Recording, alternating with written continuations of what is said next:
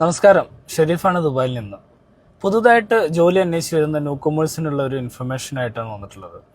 U എയിൽ ജോലി കിട്ടിക്കഴിഞ്ഞാൽ നമ്മളൊരു പുതിയൊരു കമ്പനിയിൽ ജോയിൻ ചെയ്ത് കഴിഞ്ഞാൽ ചില കമ്പനികൾ നമ്മുടെ പാസ്പോർട്ട് സബ്മിറ്റ് ചെയ്യാൻ പറയാറുണ്ട്, ഒറിജിനൽ പാസ്പോർട്ട് സബ്മിറ്റ് ചെയ്യാൻ പറയാറുണ്ട്. ഒട്ടുമിക്ക കമ്പനികളും പറയാറില്ലെങ്കിലും ചില ജോലി പോകും അല്ലെങ്കിൽ ജോലി കിട്ടാത്ത സാഹചര്യം വരും എന്നുള്ള സാഹചര്യങ്ങളിൽ നമ്മൾ പാസ്പോർട്ട് സബ്മിറ്റ് ചെയ്യാറുണ്ട്. പക്ഷെ അങ്ങനെ വരുന്ന സമയത്ത് നമ്മൾ ഒരു അക്നോളജ്മെൻറ്റ് ഇമെയിൽ മേടിച്ച് വെക്കുന്നത് നന്നായിരിക്കും. നാളെ എന്തെങ്കിലും സാഹചര്യത്തിൽ കമ്പനി നമുക്ക് പാസ്പോർട്ട് തരുന്നില്ല എങ്കിൽ നമ്മൾ മിനിസ്ട്രിയിൽ അല്ലെങ്കിൽ ദുബായ് പോലീസിലോ കംപ്ലൈൻറ്റ് ചെയ്യുന്ന സമയത്ത് പ്രൂഫ് ഓഫ് സബ്മിഷൻ അവർ ആവശ്യപ്പെടാറുണ്ട്. അതുകൊണ്ട് ഒരു അക്നോളജ്മെൻറ്റ് ഇമെയിൽ എപ്പോഴും പാസ്പോർട്ട് സബ്മിറ്റ് ചെയ്യുന്ന സമയത്ത് നമ്മൾ വാങ്ങിച്ചു വെക്കുന്നത് നന്നായിരിക്കും.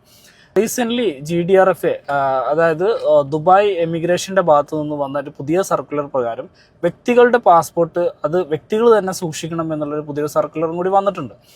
ഇത് എംപ്ലോയീസിൻ്റെ പാസ്പോർട്ട് എംപ്ലോയർ തടഞ്ഞു വെക്കുന്നത് അത് വളരെ അധികം ഗുരുതരമായ ഒരു കുറ്റകൃത്യമായിട്ടാണ് കണക്കാക്കപ്പെടുന്നത്. അപ്പോൾ ഒരു കാരണവശാലും നമ്മൾ നമ്മുടെ പാസ്പോർട്ട് സബ്മിറ്റ് ചെയ്യേണ്ട ആവശ്യമില്ല.